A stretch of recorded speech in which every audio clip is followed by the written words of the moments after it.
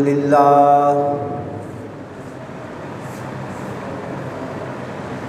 الحمد للہ نحمده ونستعینه ونستغفره ونؤمن به ونتوکل علیہ ونعوذ باللہ من شرور انفسنا ومن سیئات اعمالنا من يهده الله فلا مضل له ومن يضلل فلا هادي له ونشهد أن لا إله إلا الله وحده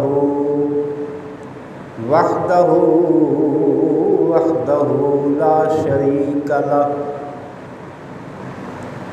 ونشهد أن سيدنا وسندنا وحبيبنا وطبيبنا وطبيب قلوبنا ورؤوفنا ورحيمنا وكريمنا ونصيرنا وبشيرنا ونذيرنا ووكيلنا وكفيلنا وغوثنا وغيثنا وغياثنا ومغيثنا وعوننا ومعيننا وملجانا ومأوانا وأعلانا وأولانا محمدا عبده ورسوله أما بعد فقد قال الله تبارك وتعالى في الكلام المجيد والفرقان الحميد لقد رضي الله عن المؤمنين إذ يبايعونك تحت الشجرة صدق الله مولانا العظيم وصدق رسوله النبي الأمي الكريم الأمين إن الله وملائكته يصلون على النبي يا أيها الذين آمنوا صلوا عليه وسلموا تسليما الصلاة والسلام عليك يا سيدي يا رسول الله وعلى آلك وأصحابك يا سيدي يا حبيب الله مولاي صل وسلم دائما أبدا على حبيبك خير الخلق كلهم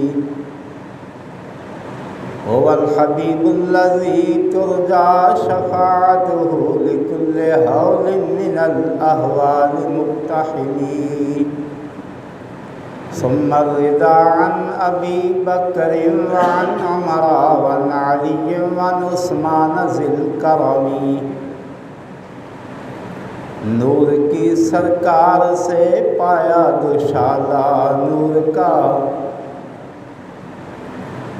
نور کی سرکار سے پایا دوشالہ نور کا ہو مبارک تجھ کو ذوالنورین جوڑا نور کا ہو مبارک تجھ کو ذوالنورین جوڑا نور کا تیری نسل پاک میں ہے بچہ بچہ نور کا تو ہے عین نور تیرا سب گھرانہ نور کا تو ہے عین نور تیرا سب گھرانہ نور کا اللہ رب العالمین جل جلالہ جل وعلا شانہ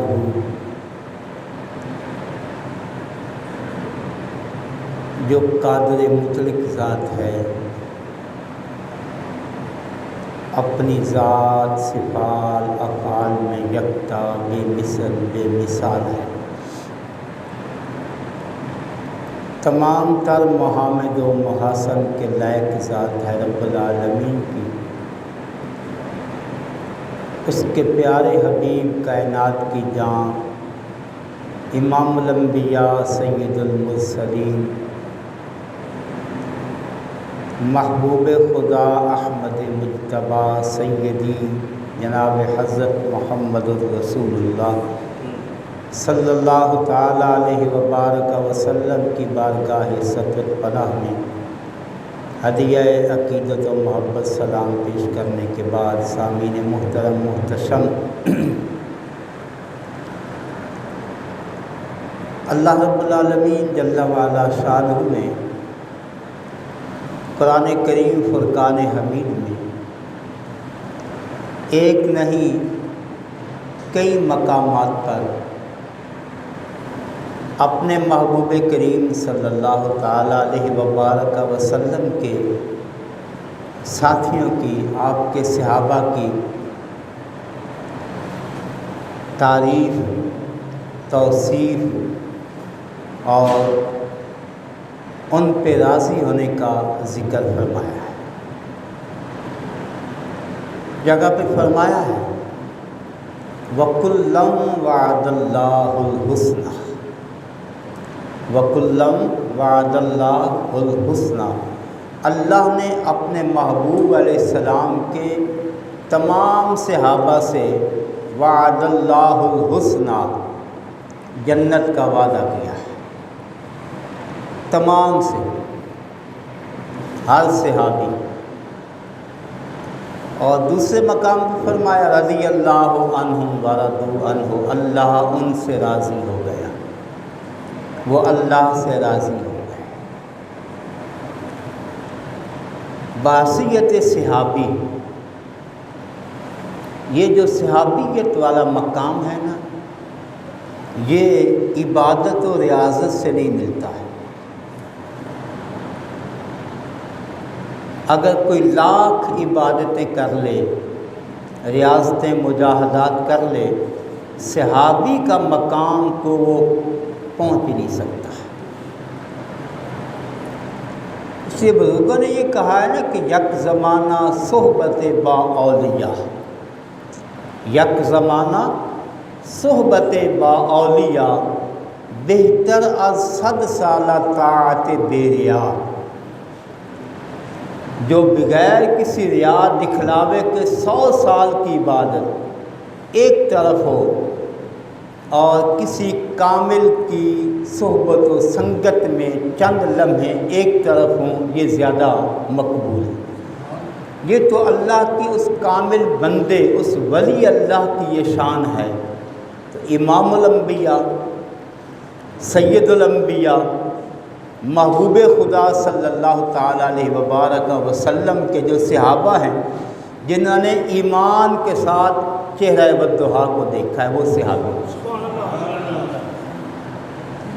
اور آیت کریمہ جو ہے سورہ فتح 26 پارے کی جو تلاوت کی گئی، لقد رضی اللہ عن المؤمنین اذ یبایعونک تحت الشجرہ، یوں تو ہر صحابی سے رب نے تو وعدہ فرما لیا ہے، رضی اللہ عنہ ورضوا عنہ فرما دیا ہے، لیکن یہ وہ مخصوص صحابہ ہے کہ جماعت ہے 6 ہجری میں حدیبیہ کے مقام پہ جب روک دیا گیا عمرہ کی ادائیگی سے، تقریباً 1400 صحابہ نبی رحمت علیہ السلام کے ساتھ تھے۔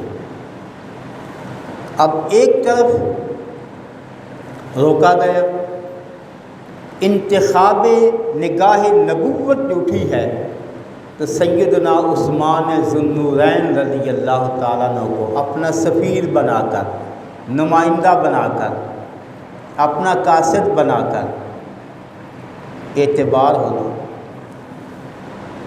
قابل اعتماد ہونا، ہر ایک کو نہیں بھیجا جاتا اپنا نمائندہ بنا کر، جس پر اعتماد ہو، یقین ہو، اس کو اپنا نائب، اپنا نمائندہ، اپنا قائم مقام بنا کر بھیجا، مکہ مکرمہ میں جاؤ، قریش سے بات کرو۔ اور ادھر یہ افواہ صحابہ میں گردش کرنے لگ گئی، 2 طرح کی۔ پہلی یہ تھی کہ عثمان بڑا بخت والا ہے، عثمان ذو النورین بڑا مقدر والا ہے نا، ہم حدیبیہ میں رکے ہوئے ہیں، وہ بیت اللہ کا طواف کر رہا ہوگا۔ یہ صحابہ آپس میں گفتگو کر رہے ہیں، اور ادھر عثمان ذوالنورین رضی اللہ تعالیٰ عنہ سے مکہ والوں نے کہا آپ سفیر بن کر آئیں، قاصد بن کر آئیں، آپ کو اجازت ہے، آپ بیت اللہ کا طواف کر لیں، عبادت کر لیں۔ میں مکہ بھی یہاں تھا، بیت اللہ بھی یہاں تھا، ہم بھی یہاں تھے، کون جانتا تھا جب تک کہ محبوب خدا صلی اللہ تعالیٰ علیہ وسلم طواف نہیں کریں گے عثمان طواف نہیں کرے گا۔ خود آقا دو عالم صلی اللہ تعالیٰ علیہ وبارک وسلم نے جب سنا کہ صحابہ میں یہ افواہ پھیل چکی ہے کہ عثمان بڑا مقدر والا قسمت والا طواف کعبہ کر رہا ہوگا، حضور سید عالم بھی فرمانے عثمان میرے بغیر طواف نہیں کرے گا۔ پتہ ہے نا، یقین ہے نا، میں عثمان میرے بغیر طواف نہیں کرے گا۔ اور دوسرا معاملہ یہ ہوا کہ دوسری خبر پھیل گئی، افواہ پھیل گئی کہ عثمان ذوالنورین رضی اللہ تعالیٰ عنہ کو شہید کر دیا گیا، آپ کو مکہ میں شہید کر دیا گیا۔ یہ افواہ تھی۔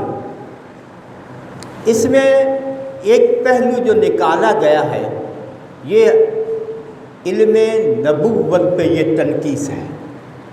ایسا کبھی شائبہ نہیں ہے، ایسا ممکن نہیں ہے کہ جو کائنات کی خبر رکھنے والے ہوں ان کو مکہ میں عثمان کی خبر نہ ہو۔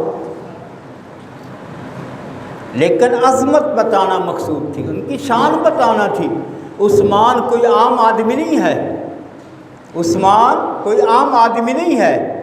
اس حوالے سے عثمان بڑی مرتبہ شان والا ہے، اس کا خون کوئی اتنا ارزاں نہیں ہے کہ وہ مکہ میں سفیر بن کر جائے اور اسے شہید کر دیا جائے اور ہم خاموش ہو جائیں۔ عثمان کی قدر و قیمت خدا جانتا ہے یا مصطفیٰ جانتے ہیں، وہ کتنے مرتبہ مقام والا ہے۔ فرمایا اگر ایسا ہو تو پھر ببول کے درخت کے نیچے بیٹھ کر نبی کریم علیہ السلام صحابہ سے بیعت لے رہے ہیں۔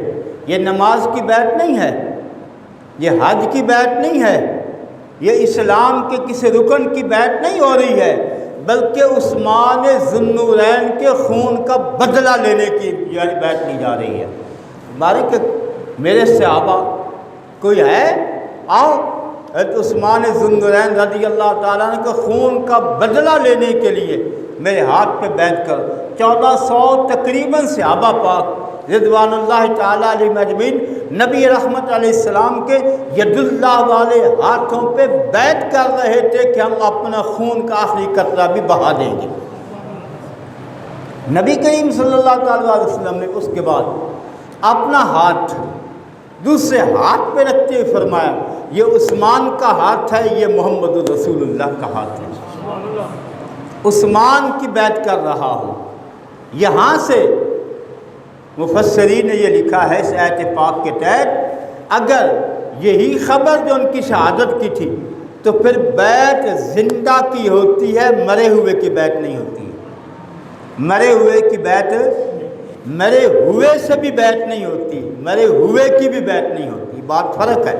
بعض لوگ آج ایسے ہیں، نیا ایک سلسلہ چل نکلا ہے کہ ہم نے قبر والے سے بیعت کر لی ہے، اور بیعت بھائی قبر والے سے نہیں ہوتی ہے، نہ بیعت فون پہ ہوتی ہے، نہ خط سے ہوتی ہے، اور نہ ہی قبر والے سے بیعت ہوتی ہے۔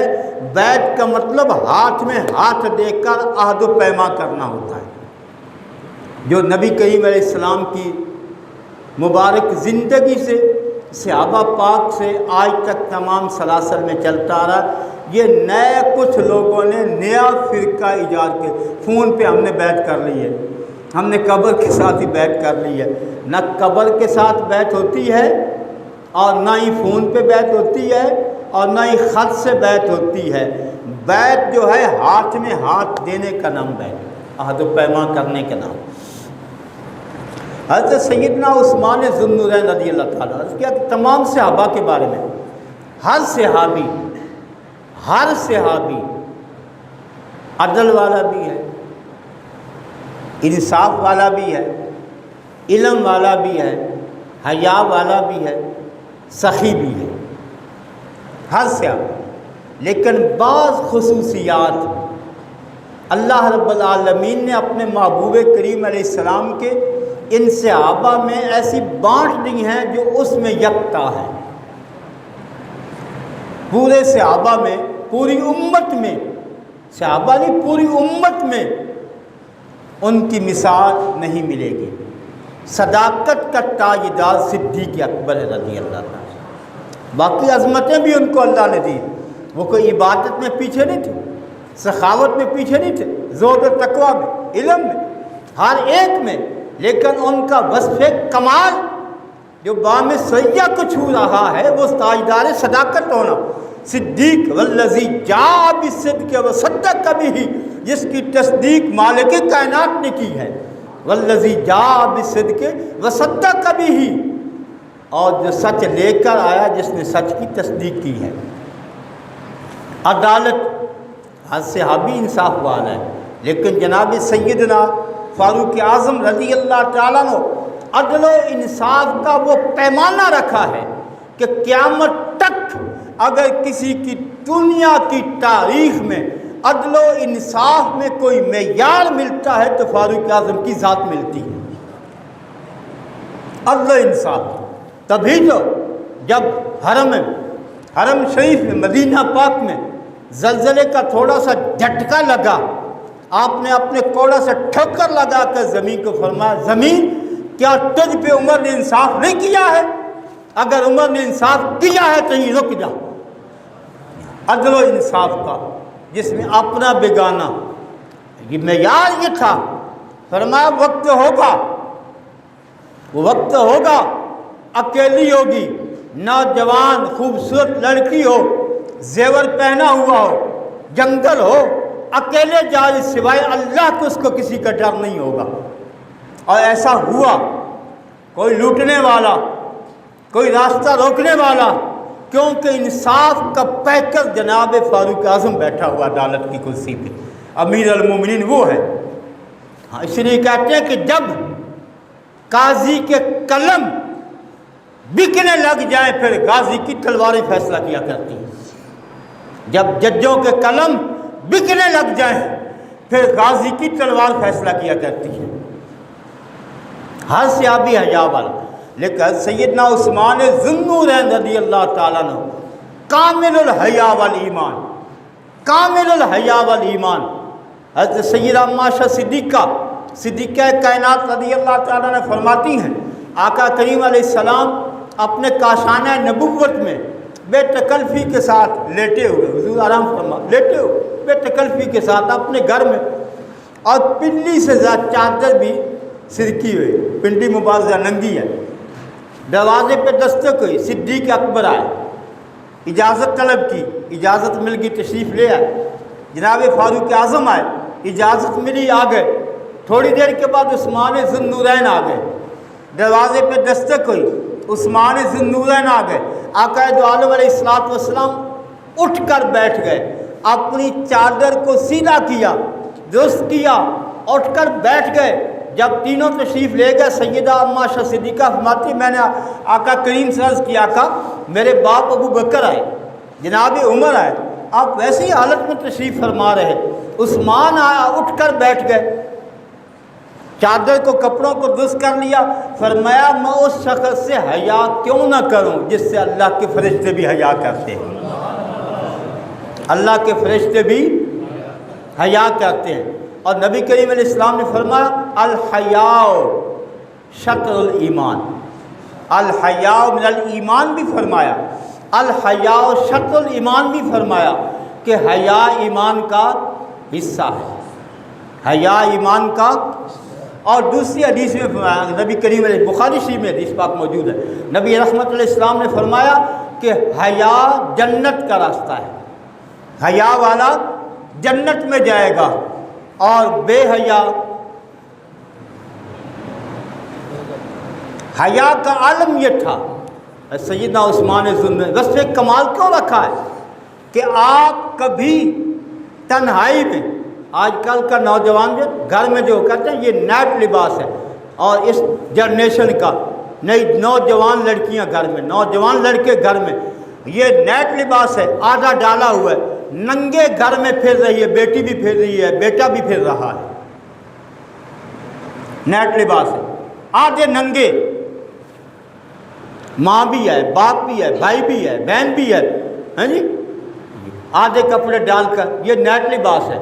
کیا اسلام نے اجازت دی ہے کہ مرد کے لیے ناف سے گھٹنے تک یہ فرض ہے، اس کا چھپانا فرض ہے، ناف سے لے کر گھٹنے تک، اتنے جناب وہ جنگ یہ ڈال کر، کچھے ڈال کر، موٹر سائیکلوں پہ بے حیا بیٹھ کر غریب بازاروں میں نکل، حیا نہیں آتی، مسلمان نہیں ہے، گھروں کا ہمارا لباس۔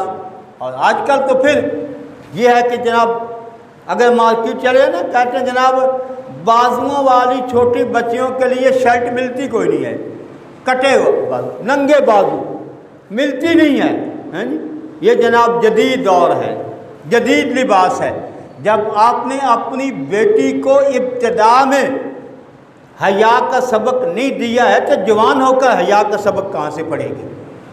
جب آپ نے قرآن کی تعلیم نہیں دی، آپ نے کالج یونیورسٹی کی تعلیم دی ہے، پھر ان سے امید کرتے ہیں کہ یہ حیا والی بھی ہوگی، وفادار بھی ہوگی، حیا والی وفادار ہوگی جب وہ شریعت کے دامن میں آئے گی، جب نبی کریم علیہ الصلوۃ والسلام کی شریعت مطہرہ کی پاسداری کرنے والی ہوگی، جب سیدہ خاتون جنت رضی اللہ تعالیٰ عنہ کی کنیزاؤں میں، ان کے غلاموں میں شمار ہوگی، جب مرنے کے بعد دعا کرتے ہیں کہ سیدہ فاطمہ الزہرا رضی اللہ تعالیٰ کنیزاؤں میں اٹھا، ساری زندگی بے حیائی لے کر ننگے بازاروں میں گھومتی رہی، مرنے کے بعد سیدہ کی کنیزاؤں میں چلی جائے گی۔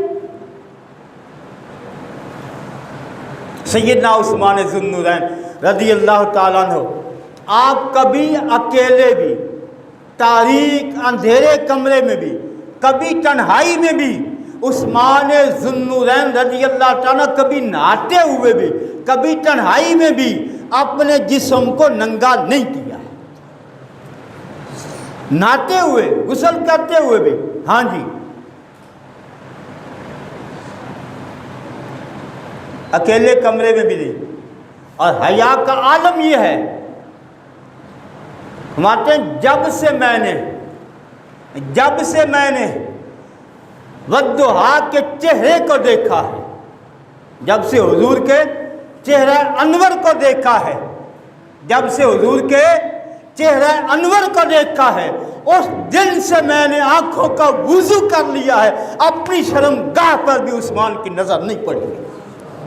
غیر نامحرم پہ کیسے پڑے گی، دوسروں پہ کیسے نظر پڑے گی، اپنی شرمگاہ پہ بھی۔ کہتے ہیں میں نے اس دن کا آنکھ کا وضو کر لی جب سے میں نے چہرہ والضحیٰ کو دیکھ لیا، حضور کے چہرہ انور کو دیکھ لیا۔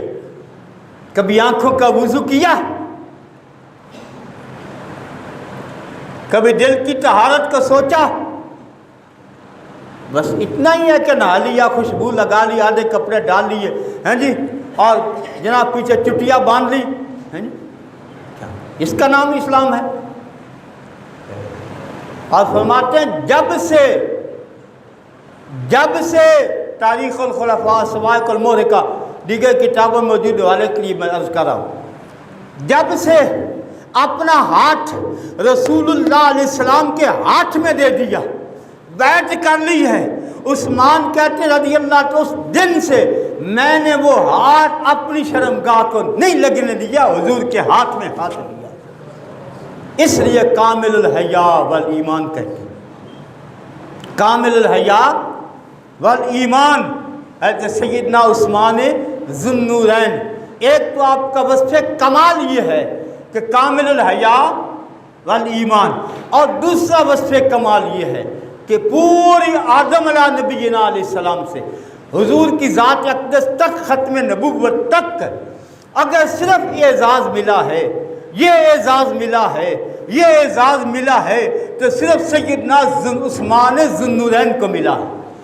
کسی نبی کی دو بیٹیاں، کسی نبی کی دو بیٹیاں کسی امتی کے نکاح میں نہیں آئیں سوائے سیدنا عثمان ذو النورین رضی اللہ عنہ، سوائے عثمان کے۔ داماد اچھا ہونا ہے، شادی تو ہو گئی، داماد اگر اچھا نہ ہو پھر تو دعا کرتے ہیں یا اللہ میری بیٹی مر جائے. میں سنا ہے، کانوں سنا ہے، اس سے اچھا تھا میری بیٹی مر گئی ہوتی ہے. جب ایک آپ کی صاحبزادی رقیہ رضی اللہ تعالیٰ عنہا کا وصال ہوا غزوہ بدر کے موقع پہ، حضور تشریف لے جانے لگے. عثمان ذو النورین کو مدینہ پاک میں چھوڑا کہ آپ اپنی بیوی حضور کی لخت جگر حضرت رقیہ رضی اللہ تعالیٰ عنہا بیمار تھی، تو میں ان کی تیمارداری کے لیے تمہیں مدینہ چھوڑ کر جا رہا ہوں. سوائے غزوہ بدر کے تمام غزوات میں عثمان ذو النورین شریک مصطفیٰ کریم رہے، تمام غزوات میں حضور کے ساتھ رہے. لیکن اس غزوہ میں حضور نے خود پیچھے چھوڑا ہے. لیکن کمال یہ ہے، حضور کا اختیار یہ ہے، آقا کی عزت و عظمت و شان یہ ہے کہ عثمان ذو النورین کو مدینہ میں چھوڑا ہے. جب بدر میں نام لکھے گئے بدریوں کے، پہلا نام ابو بکر کا، دوسرا نام عمر فاروق کا، تیسرا نام سیدنا عثمان ذو النورین رضی اللہ تعالیٰ. شریک نہیں ہے، شامل نہیں ہیں، لیکن کائنات کے والی و مختار اللہ نے اپنے محبوب کو یہ شان، یہ عزت، یہ مقام، یہ اختیار دیا ہے. حضور جس کو چاہیں، جتنا چاہیں، جب چاہیں حضور دے دے. خزانے رب کے ہیں لیکن مصطفیٰ بانٹنے والے ہیں، جس کو چاہیں عطا فرمائے. اچھا، صحابہ نے بھی اعتراض نہیں کیا، صحابہ نے اعتراض نہیں کیا. حضور وہ تو شریک نہیں تھے، وہ تو غزوہ بدر میں شامل بھی نہ تھے. ان کا نام تیسرے نمبر پہ، ہم جو شریک تھے ہمارا نمبر بعد میں. اس لیے صحابہ کا یہ ایمان تھا، صحابہ کو پتہ تھا کہ مصطفیٰ کریم جانے جانا اللہ کے دیے ہوئے اختیار، اللہ کے دیے ہوئے علم سے، اپنی مرضی سے نہیں، رب کی مرضی سے کام کرتے ہیں. اپنی مرضی سے تو کرتے نہیں، اپنی مرضی سے بولتے نہیں ہیں. وما ینطق عن الہوی ان ہوا الا وحی یوحی، جو اپنی مرضی سے بولتے نہیں ہیں، اپنی مرضی سے کچھ کرتے نہیں ہیں. حضور کا اختیار ہے، جہاں چاہیں وہ لکھ سکتے ہیں. جب وصال پاک ہو گیا، نبی کریم علیہ السلام اپنی دوسری صاحبزادی لخت جگر سیدہ ام کلثوم رضی اللہ تعالی عنہا، سیدہ ام کلثوم رضی اللہ تعالی عنہا کا نکاح بھی حضرت عثمان ذو النورین سے کرنے کے بعد حضور اسلام نے فرمایا کہ سنو صحابہ، میں نے اپنی مرضی سے نہ اپنی بیٹی رقیہ کا نکاح عثمان سے کیا تھا، نہ ام کلثوم کا، اللہ کی مرضی سے کر رہا. اللہ کی مرضی سے، اللہ کا یہ انتخاب ہے. اب تھوڑا آپ عام حالات میں آ جائیں. جب شادی کا موقع آتا ہے بیٹی کی شادی کے لیے، داماد کے لیے کیا کیا سوچا جاتا ہے، کیا کچھ دیکھا جاتا ہے، کیا کچھ جانچ پڑتال کی جاتی ہے. تو نبی کریم علیہ السلام نے اپنے لخت جگر کو دیا. حضور کو پتہ تھا کہ رب کا انتخاب ہے، یہ اللہ کا انتخاب ہے. فرمایا میں نے رب کی مرضی سے نکاح کیے ہیں. اور جب دوسری صاحبزادی حضرت ام کلثوم رضی اللہ تعالی عنہا کا بھی وصال ہو گیا، انتقال ہو گیا، نبی رحمت علیہ السلام نے فرمایا یہ کمال ہے نا داماد، کتنی عظمتوں شانوں والا، کتنی وفا والا، کمال والا، عظمت والا، شان والا، کہ مالک کون و مکان رحمت دو عالم فرما رہے ہیں اگر میرے پاس 40 بیٹیاں بھی ہوتی، اگر میرے پاس 40 بیٹیاں بھی ہوتی، یکے بعد دیگرے عثمان کے نکاح میں دے دیتا. حضور کو اتنا اعتماد ہے. آج جو حضور علیہ السلام کے انتخاب، اللہ کے انتخاب پہ زبان کھولے، وہ اپنے ایمان کی فکر کرے. باقی بات تو وقت پہ عرض کروں گا نا انشاءاللہ. وہ اپنے ایمان کی فکر کرے، جن کے بارے میں نبی کریم علیہ السلام نے ایک مرتبہ نہیں، 2 مرتبہ نہیں، کئی مرتبہ فرمایا کہ میرا عثمان آج کے بعد جو بھی کرے گا اللہ اس سے مواخذہ نہیں فرمائے گا. اللہ عثمان سے مواخذہ نہیں فرمائے گا. جنتی ہونے کی بے رحمہ کے موقع پہ خوشخبری، جب زمین کی باری آئی جو مسجد نبوی شریف ہے توسیع کے لیے، مسجد کی توسیع کے لیے، جب بھی آقا دو عالم علیہ السلام کے مبارک زندگی مدینہ پاک والی 10 سالہ جو زندگی پاک ہے، اس میں جب بھی کبھی اسلام کو ضرورت پڑی ہے مال کی، دولت کی، جب بھی ضرورت پڑی ہے، کئی مقامات پہ سے آیا نبی کریم علیہ السلام نے میرا عثمان کہاں ہے، میرا عثمان کہاں ہے، مسجد نبی کی توسیع کی باری ہے، میرا عثمان کہاں ہے، کون ہے جو جنت کے بدلے میں، کون ہے جو جنت کے بدلے میں زمین کا ٹکڑا خرید کر مسجد نبوی میں شامل کر دیتا ہے؟ حضرت سیدنا عثمان ذو النورین رضی اللہ تعالیٰ۔ جب باری آئی، میں کہ صحابہ پاک مجبور ہو گئے، پریشان ہو گئے ہیں، مدینہ پاک میں میٹھا پانی نہیں ہے، مدینہ پاک میں میٹھا پانی نہیں ہے، یہ سرزمین پاکستان ہے، یہاں کا نظام، یہاں کا قانون، یہاں کا وتیرہ بالکل الٹ چلتا ہے۔ اگر 2-4 گاہک زیادہ ہوگا ریٹ بڑھ گیا ہر چیز کا، عید کا موقع آیا کرایہ بڑھ گیا، رمضان کا موقع آیا پتہ ہے لوگوں نے کھجوریں لینی ہے، کھجوریں بڑھ گئی، دودھ بڑھ گیا، عید آئی گوشت بڑھ گیا۔ تو مدینہ پاک میں حالانکہ اسلام کا اصول یہ ہے کہ مسلمانوں کے لیے آسانیاں پیدا کرو، مسلمانوں کے لیے آسانیاں پیدا کرو، لیکن مسلمان کہلاتے بھی ہیں اور عمل بھی میں صحابہ پاک کو بڑی پریشانی ہے، میٹھا پانی نہیں ہے، ایک کنواں ہے جس کو کہتے ہیں بے روما کہتے ہیں، اس کا پانی جو میٹھا ہے، اس کا مالک یہودی ہے، اس کا مالک یہودی ہے۔ تو قرآن کریم فرقان حمید میں مالک کون و مقام، مالک کائنات جل والا شان نے فرمایا ہے لَتَجِدَنَّ أَشَدَّ النَّاسِ عَدَاوَةً لِلَّذِينَ آمَنُوا الْيَهُودَ وَالَّذِينَ أَشْرَكُوا۔ آج جو اپنی دوستیوں کی پینگیں یہود و نصارہ سے چڑھا رہے ہیں نا، قرآن بھول گئے، قرآن تو ان کو پتہ نہیں ہے، ان کو سورہ اخلاص نہیں آتی ہے، ان کو کیا پتہ قرآن کیا ہے؟ جن کو سورہ اخلاص نہیں آتی ان کو قرآن کا کیا پتہ ہے؟ جن کو سورہ فاتحہ نہیں آتی ہے ان کو قرآن کا کیا پتہ ہے؟ جو یہود و نصارہ سے پینگیں چڑھا رہے ہیں، مالک نے فرمایا یا ایھا الذین آمنوا لا تتخذوا اليہود والنصارى اولیاء بعضهم اولیاء بعض، میں یہود و نصارہ تمہارے کبھی بھی دوست رب دا قرآن ہے بھائی، میں تو نہیں کہہ رہا، اس پہ ایمان ہے آپ کا تو ضرور ہے، لیکن پتہ نہیں ان کا ہے کہ نہیں ہے، پینگیں چڑھانے والے ان کا قرآن پر بھی پتہ نہیں ایمان ہے کہ نہیں۔ یا ایھا الذین آمنوا لا تتخذوا اليہود والنصارى اولیاء بعضهم اولیاء بعض، یہ آپس میں تو ایک دوسرے کے دوست ہیں، لیکن ایمان والوں کے یہ دوست، ایمان والوں کے یہ دوست، یا بات نکل نہ جائے ذرا اور چلتے ہیں قرآن سے پوچھتے ہیں۔ قرآن کہتا ہے ہاں انتم اولئک تحبونہم ولا یحبونکم وتؤمنون بالکتاب کلہ واذا لقوکم قالوا آمنا واذا خلوا عدوا علیکم الانامل من الغیظ۔ ہمیں یہ وہ ہیں کہ جب تنہائی میں ہوتے ہیں نا، جو مسلمانوں کے ساتھ ان کی دشمنی، ان کا غیظ، ان کا کینہ، ان کا بغض، اس بغض میں، اس عداوت میں اپنی انگلی کے پورے چباتے ہیں۔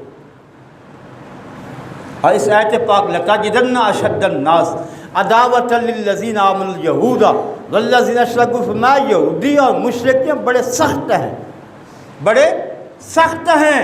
تو یہودی مالک تھا، یہودی، آپ نے کبھی تاریخ پڑھی ہو یا کسی سے سنی ہو تو پتہ ہو نا کہ بیت المقدس کا جب قبضہ کیا تھا یہود نے تو کیا ہوا تھا، خون کی ندیاں بہی تھیں، مسلمانوں کے سڑک کے مینار بنے تھے، بھول گئے؟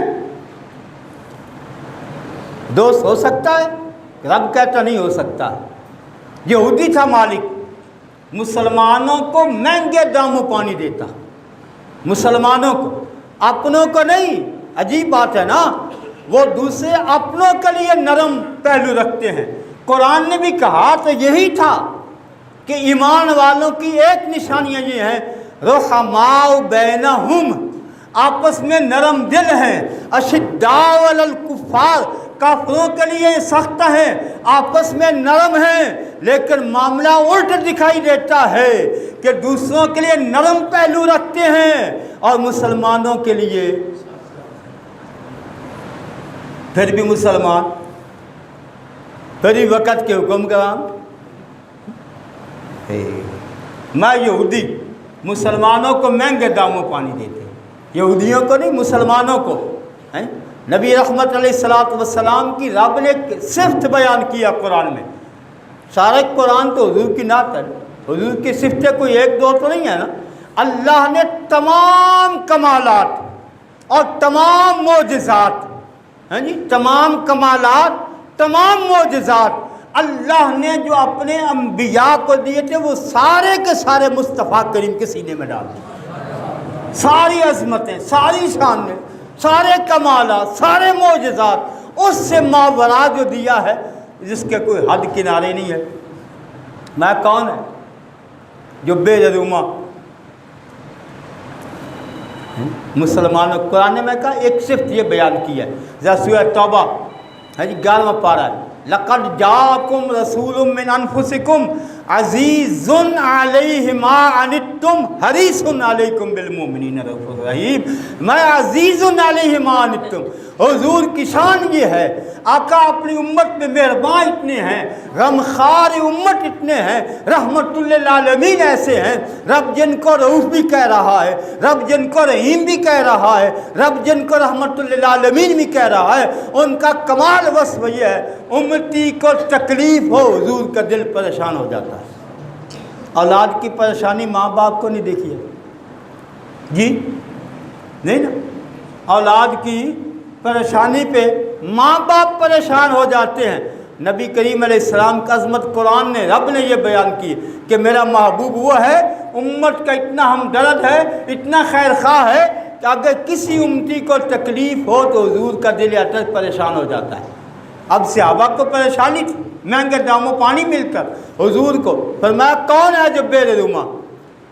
حضرت عثمان ذو النورین چپکے سے اٹھ کر چلے گئے، فلیکس کوئی نہیں لگائی، اعلان کوئی نہیں کیے، ہیں جی۔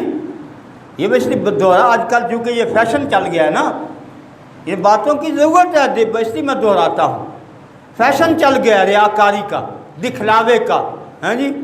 میں محفل کرا رہا ہوں،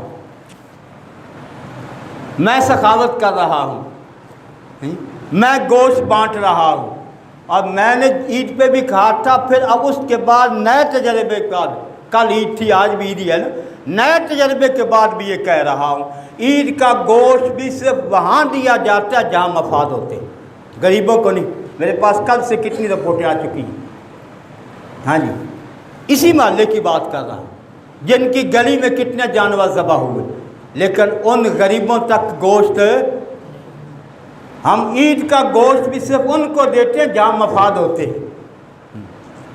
چپکے سے اٹھے سیدنا عثمان ذو النورین رضی اللہ تعالیٰ عنہ، جا کر یہودی سے بے رحمہ کا سودا شروع کر دیا۔ یہودی تھا نا، قرآن کہہ رہا بڑا سخت ہے، یہودی بڑا سخت ہے مسلمانوں کے لیے۔ انہوں نے کہا عثمان ذو النورین، انہوں نے کہا سارا نہیں بیچوں گا، سارا نہیں بیچوں گا، آدھا بیچوں گا، میں بھی تو مالک رہوں نا، میں بھی مالک رہوں۔ ٹھیک ہے، آدھے کا سودا ہو گیا، یعنی سودا ایک دن حضرت عثمان ذو النورین اس پہ مالک ہوں گے، ایک دن یہودی ہوگا، ایک دن یہودی کا قبضہ ہوگا، ایک دن عثمان ذو النورین پاک کا ہوگا۔ سودا ہو گیا، کہتے ہیں 40,000 درہم تک، اتنا مہنگا۔ لیکن جب بات آ جائے نا، مسجد میں 100 روپیہ دن بہت بڑا 100 لگتا ہے، جب کہیں لٹانے کی بات آ جائے 100 کا نوٹ بڑا چھوٹا لگتا ہے۔ پتر دی شادی 100 کا نوٹ دے وہاں، ہے جی۔ میں بڑے بڑے بابے صوفی ویک کر میرے سامنے پکھا سامنے بیٹھے شادیوں پہ، دتھیوں کی دتھیاں، کہتے ہیں جناب حال کا وقت کھانا لوز پتر کا ویاہ کوئی ہونا، اڑان دو پیسے، کیونکہ وہاں لحاظات رکھ لیں۔ یہ رب کا فرمان قرآن میں بتا رہا ہوں، فرمایا کہ جو فضول خرچی کرنے والا شیطان کا بھائی ہے، فضول خرچی کرنے والا. میں قرآن کی بات کر رہا ہوں. بھئی آپ پریشان کیوں ہو رہے ہیں؟ قرآن کا لفظ کہہ رہا ہوں. ہاں جی، قرآن کہتا ہے جب مسجد میں اللہ کی راہ میں غریب کو دینے کی باری آئے، 100 کا نوٹ بڑا لگتا ہے. جب دنیا میں لٹانے کے لیے اپنے من کی بات آ جائے، اپنے ریا کی بات آ جائے، دکھلاوے کی بات آ جائے، پھر 100 کا نوٹ چھوٹا لگتا ہے. پھر ہزاروں، پھر لاکھوں. میں نے ایسی شادیاں بھی دیکھی ہیں، لاکھوں روپے نچھاور کر دیے گئے، پھینک دیے گئے. بھائی دی شادی ہے، پتر دی شادی ہے، چپکے سے عثمان نے سودا کر لیا، سودا طے ہو گیا. اب جس نے سیدنا عثمان پاک کی باری ہوتی، مفت میں لے جاؤ، مفت میں لے جاؤ، مفت میں لے جاؤ.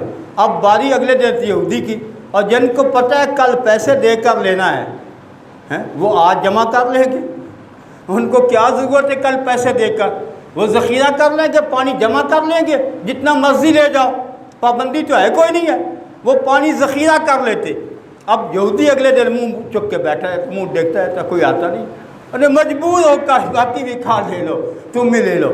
تو سیدنا عثمان ذوالنورین رضی اللہ تعالیٰ عنہ نے تقریباً 40,000 درہم میں اس وقت کا، اس دور کا ذرا دیکھیے، اتنی باری رقم.